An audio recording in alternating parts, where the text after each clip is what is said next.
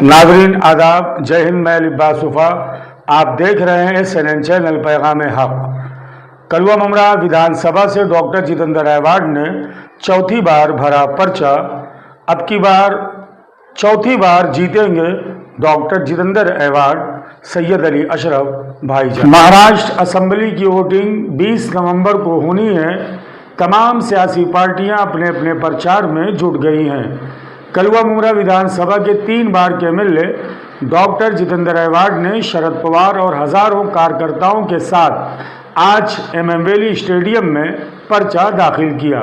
मुमरा में जगह जगह उनके कार्यकर्ताओं ने उनका इस्तकबाल किया। मीडिया से डॉक्टर जितेंद्र अवार्ड और सैयद अली अशरफ भाई साहब ने क्या कहा, आइए सुनते हैं। भाई साहब, आज डॉक्टर जितेंद्र अवार्ड ने मुमरा कलवा विधानसभा से चौथी बार नामांकन भरा है। 3 बार जो है विजय रह चुके हैं। चौथी बार जो है ऐसा कहा जा रहा है कि लड़ाई जो है काफ़ी टफ है, एनसीपी वर्सेस एनसीपी है।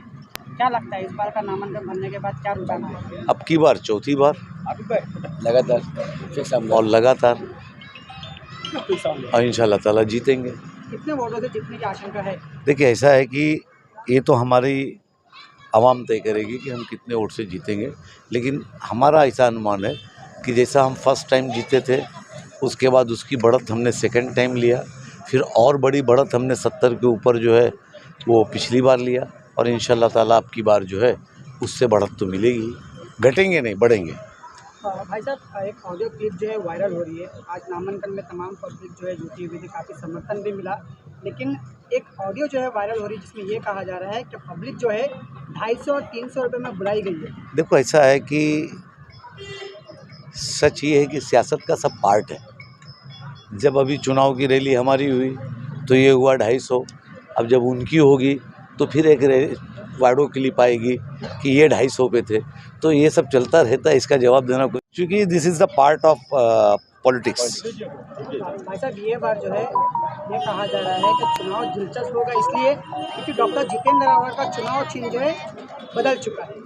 अब तक 3 बार जो है विजेता हुए हैं तो घड़ी के निशान पे हुए, लेकिन ये बार चुनाव चिन्ह जो है चेंज हो गया है। क्या लगता है? अब मैं आपको बोलूँ कि अपक्ष उम्मीदवार भी चुन के आते हैं कि नहीं आते?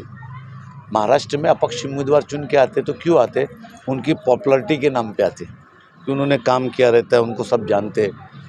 तो अवार्ड साहब की अगर घड़ी चली गई और इस वक्त उतारी है, तो नेचुरली बात है कि अवार्ड साहब की जो फैन फॉलोइंग बोल लीजिए आप उसको, या आप उसको चाहत बोल लीजिए, उनके काम करने का तरीका और सलीका है, तो आवाम अपने आप ढूंढ के जहाँ पे भी निशान रहेगा, सुई भी रहेगी तो मार देगा। तो ये तो बहुत बड़ी तुतारी है। शहर में ये भी चर्चा है कि लास्ट मोमेंट पे ये कहा जाएगा कि डॉक्टर जितेंद्र अवार्ड को वोट जिताना है तो घड़ी को वोट देना होगा। देखिए, ऐसा है कि सियासत है, हथकंडे सब होंगे, इसमें कोई शक है क्या? अच्छा, हम तो बजा रहे तुतारी, है ना, और कस के तुतारी बजा देंगे। तो ये क्या है कि ये तो सियासत है, सियासत में वो हर हरबा अपनाएंगे, बिल्कुल करना चाहिए, और हम अपना हर हरबा अपनाएंगे। ये हमको करना चाहिए, हमारे कार्यकर्ताओं को करना चाहिए। तो इसकी कोई फिक्र नहीं है। कोई जितेंद्र अवार्ड झुमरी तलैया से थोड़ी नहीं आया है, यहीं 15 साल निकाला है, तो हर आदमी जानते हैं। भाई साहब, शरद पवार आए थे जी, ये उनका प्यार है, हमारे राष्ट्रीय अध्यक्ष है।